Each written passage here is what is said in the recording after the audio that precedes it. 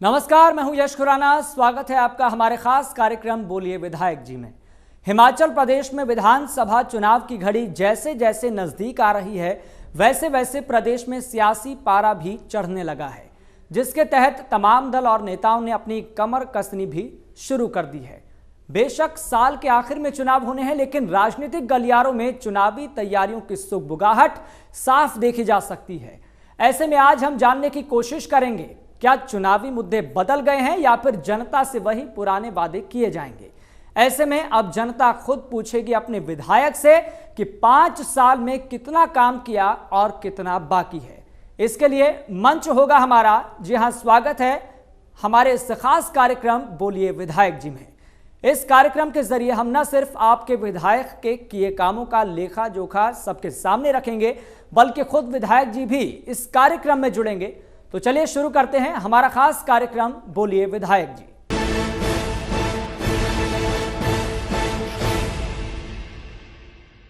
तो आज हमारे साथ जुड़ेंगे हिमाचल प्रदेश की श्री नैना देवी विधानसभा के मौजूदा कांग्रेस विधायक रामलाल ठाकुर, जो श्री नैना देवी विधानसभा की जनता के सवालों के जवाब देंगे और बताएंगे कि उन्होंने अपने क्षेत्र में कितना विकास कार्य किया और कितना करना बाकी है। उससे पहले श्री नैना देवी विधानसभा की मौजूदा स्थिति पर भी एक नजर डालते हैं। हिमाचल प्रदेश के बिलासपुर जिले में पड़ने वाली श्री नैना देवी विधानसभा, जो हमीरपुर लोकसभा के अंतर्गत आती है, और ये निर्वाचन क्षेत्र हिमाचल प्रदेश की महत्वपूर्ण विधानसभा सीट है। इस विधानसभा की सीट संख्या 49 है। यहाँ के मौजूदा विधायक कांग्रेस से रामलाल ठाकुर हैं। 2017 में हुए विधानसभा चुनावों के दौरान यहाँ की जनता से तमाम वादे किए गए थे, जिनमें लोगों की सबसे बड़ी मांग बिजली, पानी, शिक्षा, स्वास्थ्य और सड़कों समेत कई मूलभूत सुविधाओं को बेहतर करना था, जिनकी आज हम पड़ताल करेंगे और जानेंगे कितने वादे किए गए थे जो पूरे हुए या नहीं। 2017 में हुए विधानसभा के चुनावों के मुताबिक श्री नैना देवी विधानसभा में कुल मतदाताओं की संख्या 67,763 है, जिसमें पुरुष मतदाताओं की संख्या 35,566 है, जबकि महिला मतदाताओं की संख्या 30,233 है। श्री नैना देवी विधानसभा क्षेत्र साल 2008 में हुए परिसीमन के दौरान अस्तित्व में आया था। यहाँ सिद्धिपीठ माँ श्री नैना देवी जी का मंदिर है, जहाँ माता सती की आंखें गिरी थी। श्री नैना देवी जी विधानसभा सीट के परिणाम किस पार्टी के पक्ष में होंगे, ये जनता को तय करना है। नैना देवी प्रसिद्ध तीर्थ स्थलों में शामिल है। यहाँ साल भर श्रद्धालुओं का तांता लगा रहता है। MH1 के लिए श्री नैना देवी से सुनील ठाकुर की रिपोर्ट। चलिए, फिलहाल हमारे साथ जुड़ चुके हैं हिमाचल प्रदेश की श्री नैना देवी विधानसभा से कांग्रेस के विधायक रामलाल ठाकुर। रामलाल ठाकुर जी, आपका बहुत बहुत स्वागत है हमारे खास कार्यक्रम बोलिए विधायक जी में। नमस्कार। नमस्कार जी। रामलाल जी, मैं सबसे पहले आपसे ये जानना चाहूंगा कि आपने अपने कार्यकाल के दौरान कितने वादे पूरे किए हैं और कितने करने बाकी हैं। जब आपने कार्यकाल की बात करी है जी, मैं आपको ये बताना चाहूंगा कि मैं पहली बार 1985 में हिमाचल प्रदेश विधानसभा में कोट कहलूर चुनाव क्षेत्र से विधायक चुन के आया था जी। और पहली बार ही मैं हिमाचल प्रदेश का कानून मंत्री बना। मेरे पास 4 डिपार्टमेंट और थे। बिजली बोर्ड था जी, युवा सेवाएं और खेल विभाग था, वेदा डिपार्टमेंट था और शहरी विकास मंत्रालय मेरे पास होता था। 5 डिपार्टमेंट मेरे पास रहे। मैं ये कहना चाहूंगा कि उस दौरान अगर मैं आपसे साझा करूं, मेरा ये कोट कहलूर चुनाव क्षेत्र था। इसमें केवल मात्र 43% घरों में जी बिजली हुआ करती थी और 57% घरों में बिजली नहीं। मैंने सुनिश्चित किया कि बाकी चुनाव क्षेत्रों के साथ मेरा जो चुनाव क्षेत्र है, जहां पे भाखड़ा बांध बना है जी, और भाखड़ा पंचायत में भी 30% घरों में बिजली नहीं है, तो मेरी कोशिश से ये हुआ कि हिमाचल प्रदेश में 1987 में 4 चुनाव क्षेत्र ऐसे निकले जहां पे हर घर को बिजली पहुंची थी, चाहे वो किसी की डोगरी थी, चाहे वो किसी का घराट था। 100% घरों को मैंने 1987 में बिजली जो है वो पहुंचाई। ये मैं कहूंगा एक बड़ा गोल था जिसको मैंने पूरा किया जी। मैं अगर कानून मंत्री हिमाचल प्रदेश का बना तो उसके बाद जो भी डिस्ट्रिक्ट एंड सेशन जज के कोर्ट खुले, बिलासपुर को मैंने डिस्ट्रिक्ट एंड सेशन जज का कोर्ट दिया, मैंने चंबा को भी डिस्ट्रिक्ट एंड सेशन जज का कोर्ट दिया। और मैं ये कहना चाहूंगा, मेरी कोशिश ये रही कि अगर युवा सेवाएं और खेल विभाग मेरे पास था जी, तो मैंने बिलासपुर में जो है वो पहला स्पोर्ट्स अथॉरिटी ऑफ इंडिया का जो हॉस्टल खुला हिंदुस्तान में, 4 हॉस्टल खुले थे, लेकिन सबसे पहला हॉस्टल जो है वो बिलासपुर में जो है उस समय खोला जब मैं साई का मंत्री मेंबर होते थे, मैं भी उसका मेंबर था जी। और मिसिज मार्गरेट अलोवा हमारी मंत्री हुआ करती थी भारत सरकार में। उनसे कह के मैंने ये जो साई का हॉस्टल है ये बिलासपुर में मैं लेके आया। उसके बाद मैं ये भी कहना चाहूंगा कि चाहे वो स्पोर्ट्स डिपार्टमेंट के हॉस्टल हमने खोले और जगह भी खोले, साई का हॉस्टल जो है वो धर्मशाला में भी दिया जी, और ऊना और बिलासपुर में हमने स्पोर्ट्स के हॉस्टल जो है ना दिए, जो आज मैं कह सकता हूं कि बिलासपुर में जो मल्टीपर्पज स्पोर्ट्स कॉम्प्लेक्स है हमारे जो कहलूर स्टेडियम के नाम से, आज मैं कह सकता हूं मुझे खुशी है कि वहां पे नेशनल लेवल के जो है वो ग्राउंड और आज जो फैसिलिटीज क्रिएट हुई है जी, उनको लाने का श्रेय मुझे गया है जी।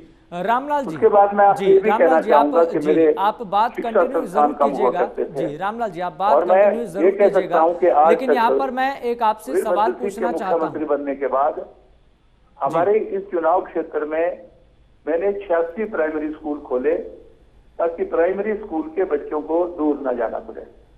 आज मैं ये भी कह सकता हूं कि अगर हिमाचल प्रदेश में आप तुलना करेंगे तो मेरे चुनाव क्षेत्र जो श्री नैना देवी जी के नाम से डीलिमिटेशन के बाद जो नाम बदला गया जी, आज इस चुनाव क्षेत्र में 22 जो है वो सीनियर सेकेंडरी स्कूल है।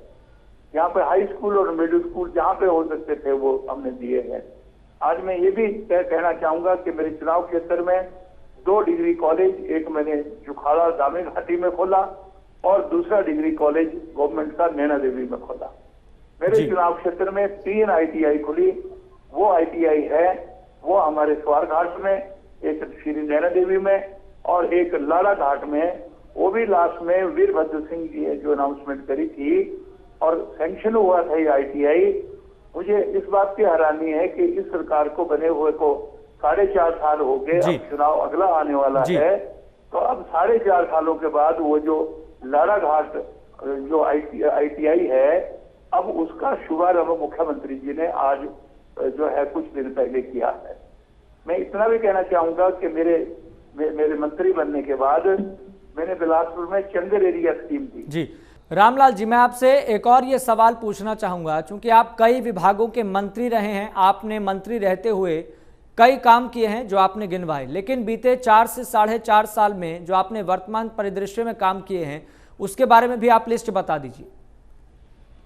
मैं आपसे यही कहना चाहूंगा, अगर स्वास्थ्य विभाग की बात करूं, जितने स्वास्थ्य इंस्टीट्यूशन मैंने नैना देवी कॉन्स्टिट्यूंसी में खोले हैं, चाहे प्राइमरी हेल्थ सेंटर हो, चाहे वो आयुर्वेदा डिस्पेंसरीज हो, चाहे वो सब सेंटर हो, मैं ये कह सकता हूं कि सबसे ज्यादा विस्तार जो था वो मैंने हेल्थ डिपार्टमेंट का अपने चुनाव क्षेत्र में किया, क्योंकि पिछड़ा हुआ एरिया है, भागड़ विस्थापितों का एरिया है, दूर दूर लोगों को जाना पड़ता है। इसलिए मैं कहना चाहता हूं कि वहां पे हमने ये सारी सहूलतें हमने दी है। हमने स्वार घाट में SDM का कोर्ट भी वहां पे दिया, सब तहसील को अपग्रेड करके तहसील भी हमने वहां पे बनाई। और मैं ये भी बोलना चाहूंगा आपसे कि हमने मिड हिमालय प्रोजेक्ट जब मैं वर्ल्ड बैंक का लाया था तो उसका ऑफिस भी मैंने एक नमोर के एरिया में खोला था, एक स्वार घाट में खोला था और एक बिलासपुर में खोला था। ये मैं कहूंगा ये कुछ काम थे जो हमने किए हैं। और आप अब पूछ रहे हैं कि 4 सालों में क्या हुआ। 4 सालों के मैं आपसे बात करना चाहूंगा, क्योंकि बजट जो है वो विधायक लेके आता है, हमारी प्लानिंग की मीटिंग होती है, मुख्यमंत्री लेते हैं, तो अपने चुनाव क्षेत्र के बारे में हर समस्या को प्लानिंग की मीटिंग में विधायक रखता है। और मैं कहूंगा जोर से मैंने जिन मसलों को उठाया है, आज मुझे खुशी है कि 7 जो है वो हमारे जो सड़कें हैं वो नवाड़ में जिनका काम शुरू हुआ है, कुछ नवाड़ की सड़कें पूरी हो गई है। ये मैं कहूंगा इन 4 सालों के अंदर उनको क्लियर करवाने का काम हमने किया है। मैं इतना भी कह सकता हूं क्योंकि बजट जो है वो विधायक जो है वो प्लानिंग के अंदर प्लानिंग के बाहर मुख्यमंत्री के सामने रखता है और वो पैसा जो है वो विधायक को कॉन्स्टिट्यूंसी में मिलता है, विधायक की प्राथमिकताएं होती है और उसके मुताबिक जो है पैसा मिलता है। उसमें मैं ये कहना चाहूंगा कि मैं उसमें सफल हुआ हूँ।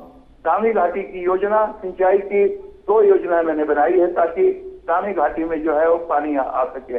मैं बिलासपुर में ये भी आपसे कहना चाहूँ, ये जो हमारा नवोदय स्कूल है ये भी कभी मैंने 1985-86 में ये सैंक्शन करवाया था।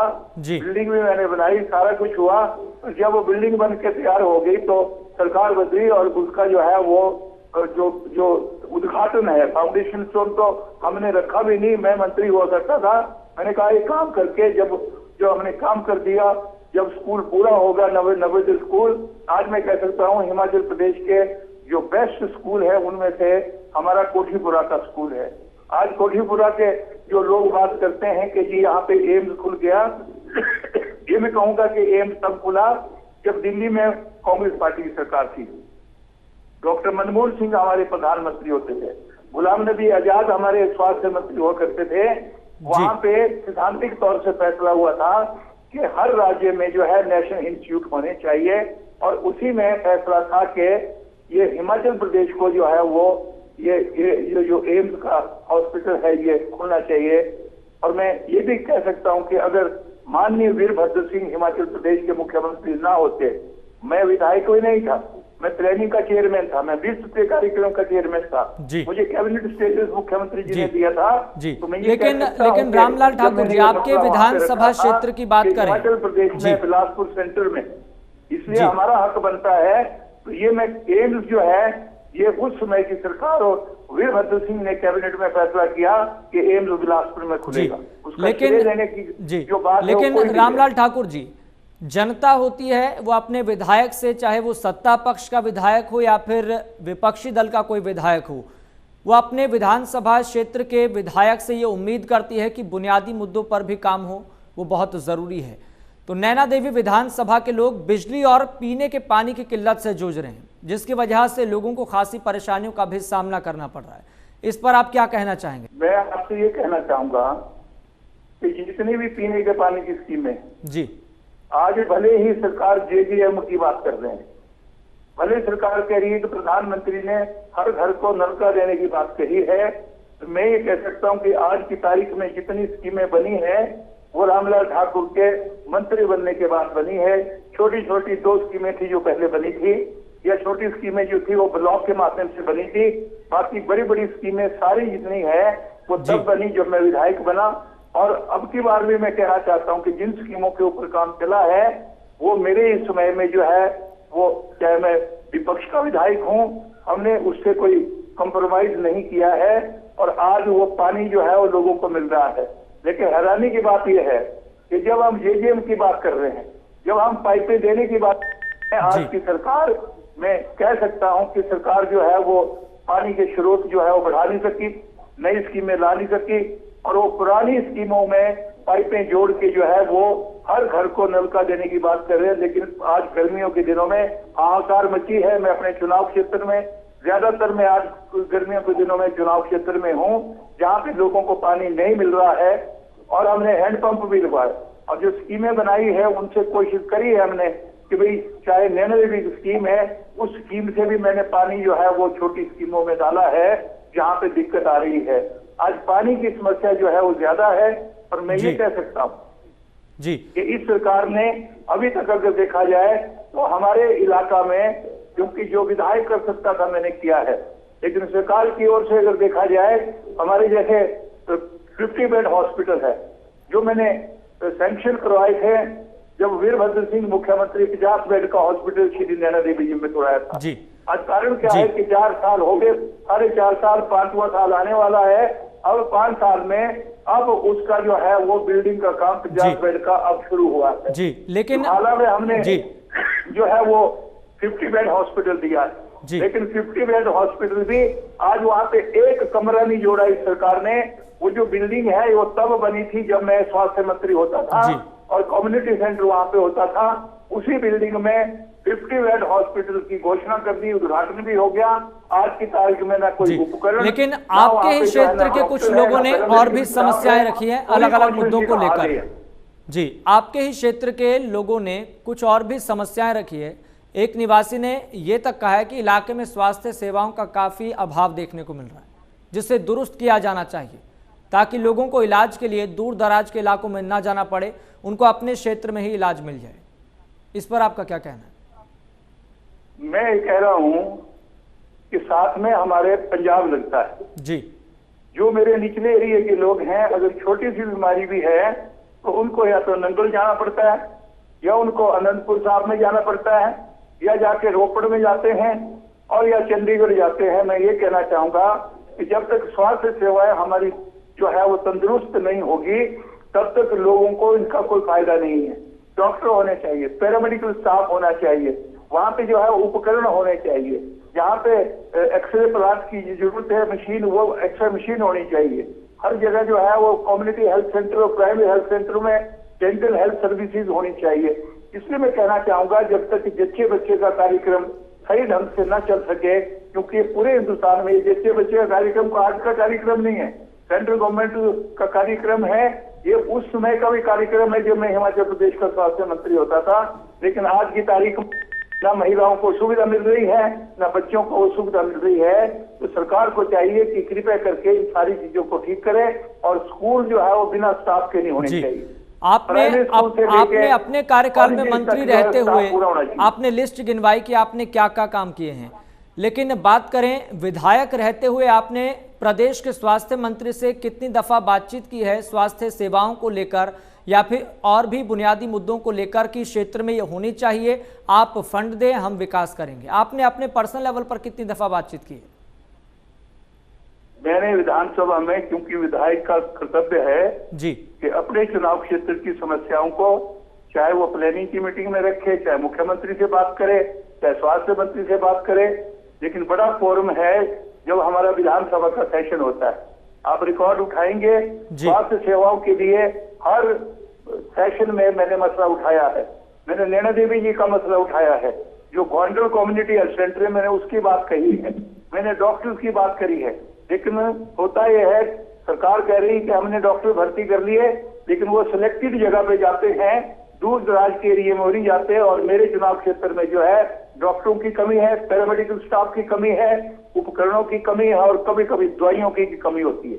ये सारी बातें मैंने हिमाचल प्रदेश के मुख्यमंत्री को भी बताई, मैंने समस्याओं के बारे में आईपीएच मंत्री को भी बताया, मैंने स्कूल के बारे में शिक्षा मंत्री जी को भी बताया और स्वास्थ्य मंत्री को भी बताया है। लेकिन मैं ये कहना चाहूंगा कि ढुलमुल रवैया है, ये कई बार लोगों को जो है वो दिक्कत पैदा करता है। क्या आप ये पर्सनल लेवल पर मानते हैं कि आपके अभी विधायक रहते हुए पिछले 4 से 4.5 साल में, या फिर आप कई विभागों के मंत्री भी रहे, शिक्षा व्यवस्था को लेकर आपके क्षेत्र में क्रांति आ पाई? मैं कह सकता हूं, अगर आप स्वास्थ्य विभाग का ले लो, जितने स्वास्थ्य जो हमारे संस्थान है मेरे चुनाव क्षेत्र में है, वो मेरे साथ की कॉन्स्टिट्यूएंसियों में कहीं पे भी नहीं।